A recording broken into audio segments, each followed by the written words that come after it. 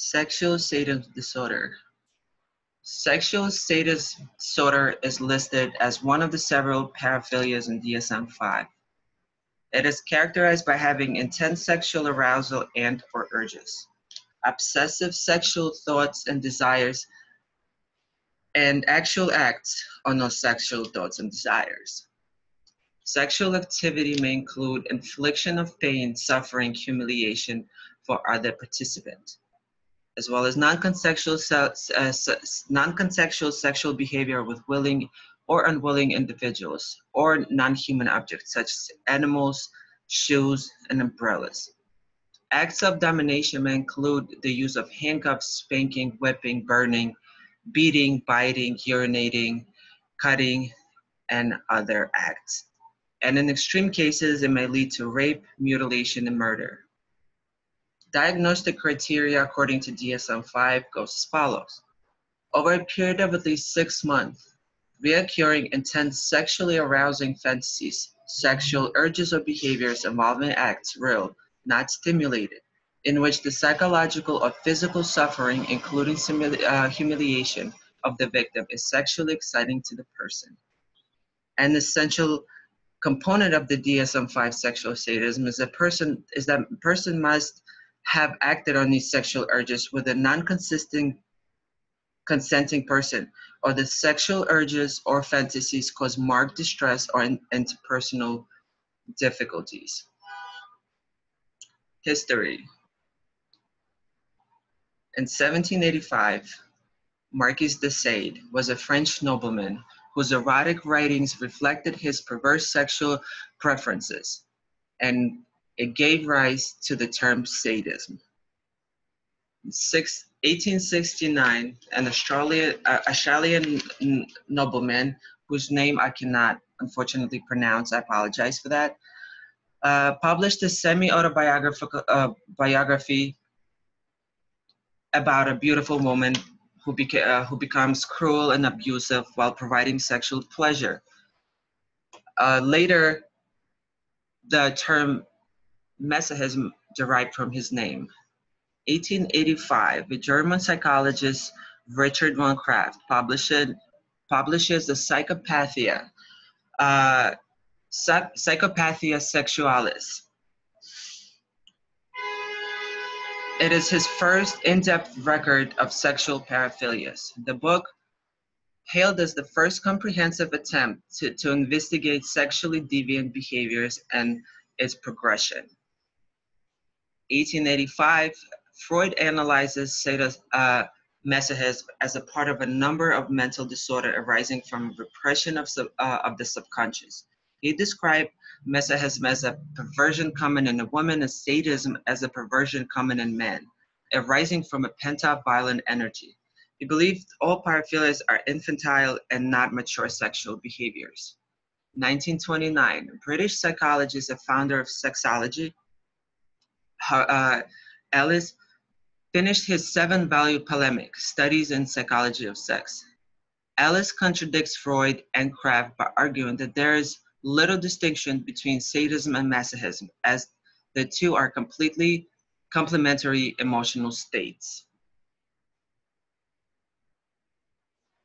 In 1947, Kinsey, a former Harvard professor of zoology, founds an Institute of Sex Research. A year later, he publishes an infamous Kinsey report, in which 12% of female and 22% of male respondents say that they experience an arousal to a psychomasochistic story, and 55% of females and 50% of males reported arousal when being sexually beaten. In 1954, French author Pauline Rage publishes the story of O, a fantasy of a female submission to an unknown sexual dominators, prompting of popular sadomasochistic fiction in early 1800s. 1972, BDSM arises as a part of a larger gay male culture. Affiliated with the leather and biker subcultures, the BDSM practitioners described by Larry Townsend in the popular book The Leatherman's Handbook, create an all-guard culture with formal rules and fixed playable roles. It becomes increasingly associated with the American gay community. In 1978, bisexual trans writer Pet Califia, along with other lesbian feminists in San Francisco, founded an organization that gained massive national attention for its sexually explicit manual on BDSM. And BDSM becomes popular in 1870s and 80s. In 1981, scientists identified AIDS, sparking widespread fear in the gay community, increasing homophobia amongst Americans. The rise of BDSM coexists with the spread of AIDS. Activists suggest that BDSM reduces the risk of disease by providing an alternative to actual intercourse. In 1990, internet allows people with a specific sexual interest to explore otherwise taboo activities and to anonymously connect. This brings an explosion of internet and knowledge about sadomasochism, dramatically changing the culture to become more inclusive and less secretive. The psychoanalytic theory proposes that sadism represents a regression to or a fixation at an earlier level of psychosexual development, resulting in a repetitive pattern of a not mature sexual behavior. A person repeats or reverts to a sexual habit arising early in life. Sadists take pleasure from expressing their aggressive instincts as means of obtaining revenge for childhood trauma. The three assumptions regarding the repetition of the phenomenon of childhood and later character disorder are that pain and painful effects are sources for aggression. The need to control aggression plays an important role in the development of psychic structure, and childhood abuse and trauma impair the ability to use fantasy for the mastery impulses. Difficulty in expression and control of aggression are central issues in character disorder.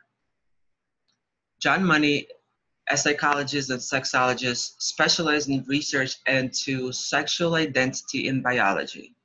He proposed 5 sexual causes of sexual sadism: hereditary predisposition, hormonal malfunctioning, pathological relationships, history of sexual abuse, and presence of other mental disorders.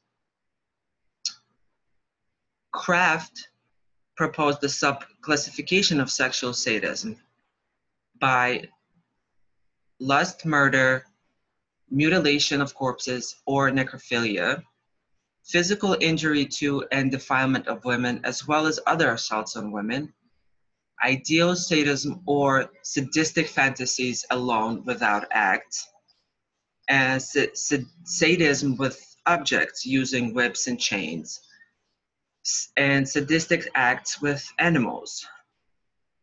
In some cases, sadistic fantasies and impulses result in rape and homicide. Behaviorist theory proposed that sexual sadism originated in early developmental pairings of sexual urges, arousal with aggressive stimuli. These pairings are later reinforced and maintained via sexual fantasy and masturbation. I proposed that childhood trauma, such as humiliation or punishment of a young boy by parents, or for walking around with an erect penis, or sexually abusing a young boy.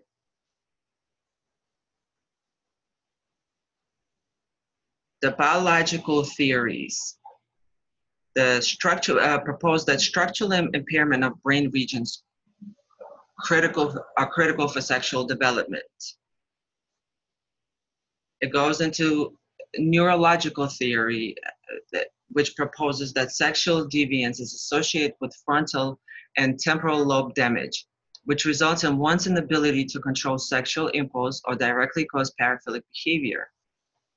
There is also evidence that sexual paraphilias are a result of biological factors that came from abnormal findings in sex offenders through neurological and neuropsychological tests. Sexual sadists would show increased responses in brain associated with the sexual arousal and effective pain processing during the pain observation. This is a brain image of a left amygdala, and it shows the increased response in the sadist when viewing a pain versus no pain pictures. The orange dot is the increased response when looking at those pictures. This is just a hypothesis. I'm not going to explain it, but what I found most interesting is reading about the life of Marquis de Sade. First, his work inspired the term sadism to describe cruel sexual acts. But after reading about his life, it became clear that his life was more sadistic than his erotic novels. He had a rigid upbringing in a British family without a father and attended a school that promoted shame and humiliation. According to experts, Sade began to test the limits of sexuality shortly after the wedding by liking a young prostitute in his secret apartment and stepping on her crucifix, screaming profanities, and making her use a whip on him. It is believed that he reportedly abused and experimented with prostitutes throughout years. The king, later on in his life, rather than imprison him, forced the Sade to exile to his lavish chateau.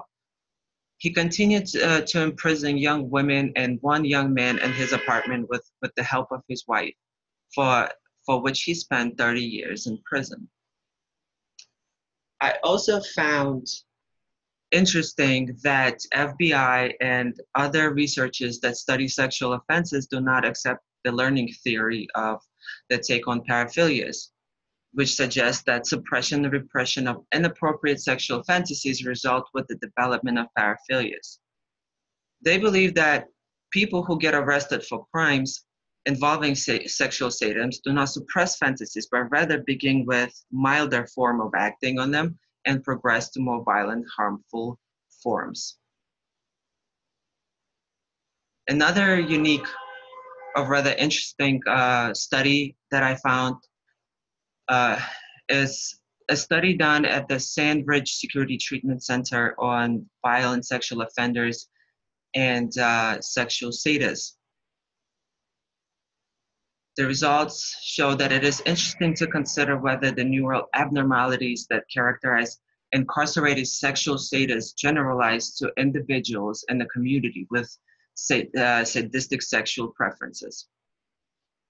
Sadists also, who offend may differ from those who do not in early environment, such as who had abuse or had to deal with abuse or inadequate social and family environment, childhood trauma.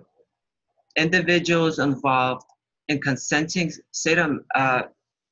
masochistic relationships are also different from criminal sadists because criminal sadists do not generally engage in sadomasochism, nor do those in the relationship generalize, victimize others.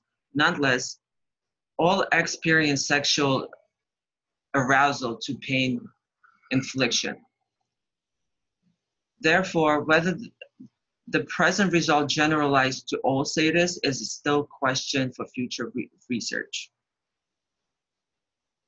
Another interesting point is that according to the BDSM, cases leading to a serious injury or death for the other participant are more likely when the paraphilia is diagnosed as severe and when it is associated with antisocial personality disorder that may include psychotic symptoms.